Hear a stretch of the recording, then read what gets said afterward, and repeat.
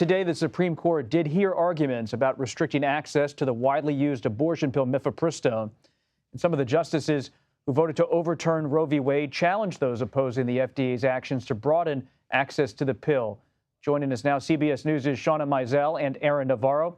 Shawna was inside the Supreme Court during the argument, and Aaron is following President Biden in North Carolina. Shawna, let's begin with you. Thanks for being here. A busy day at the court.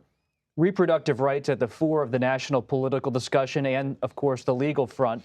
What are you learning about how those who support abortion rights are reacting to what happened at the court today? So I had the opportunity to interview the president of Planned Parenthood, Alexis McGill Johnson, right after those oral arguments, and she expressed a little bit of confidence, but I want to toss to that sound and play a little bit of that interview.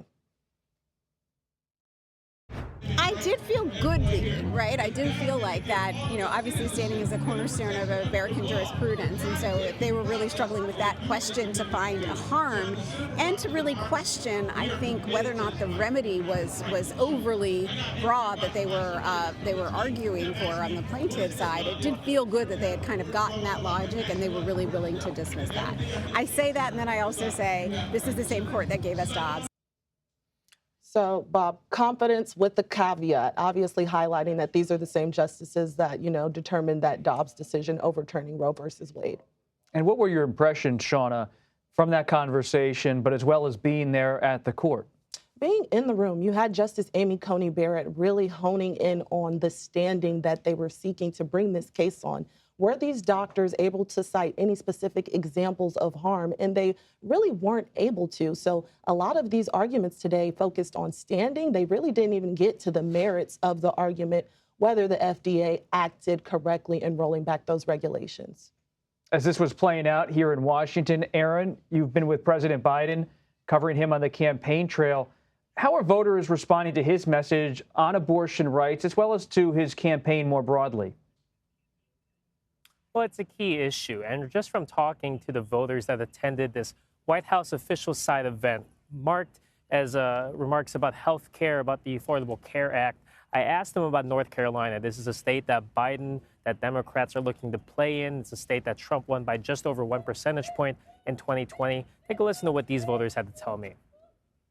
Do you think there's enough Democratic energy here in North Carolina right now for him to win? I absolutely think there is, especially, so I came from California. I moved to North Carolina 3 years ago, and there has been a large influx of folks moving from states like New York, California, and sometimes that does bring Democratic energy with it. It remains to be seen whether those folks will re-register in North Carolina. Now, this is what Democrats are leaning on, this newer population, people moving in from more Democratic-leaning states. And it's a reason why the Biden-Harris campaign has lumped in North Carolina into their battlegrounds of the South, along with Georgia. Aaron, stay with us. Shawna, when you step back and look at the issue of abortion rights, you cover this not just here in Washington, but across the campaign trail. How is it going to play out, especially with the Mifepristone issue in some of these key states? Well, I think the Biden-Harris campaign is really hinging on this issue across the United States as they look ahead to the November election. If you look at the states they've been campaigning in, including Arizona, where abortion could be on the ballot, it's a state that you saw the vice president as well as the president visit just in recent weeks. And so they really are seeking to amplify this issue. But on a press call with reporters yesterday, Biden campaign manager Julie Chavez Rodriguez actually said that they aren't really thinking that this Mifepristone case is something that will enhance the conversation surrounding abortion, but they feel a responsibility to elevate this conversation as this case goes on. And Aaron, on abortion rights, how are Republicans in your orbit in terms of reporting in North Carolina and elsewhere handling this issue? Well, they're walking the line on it, and it's still an open question on whether Republicans support a 15-week ban.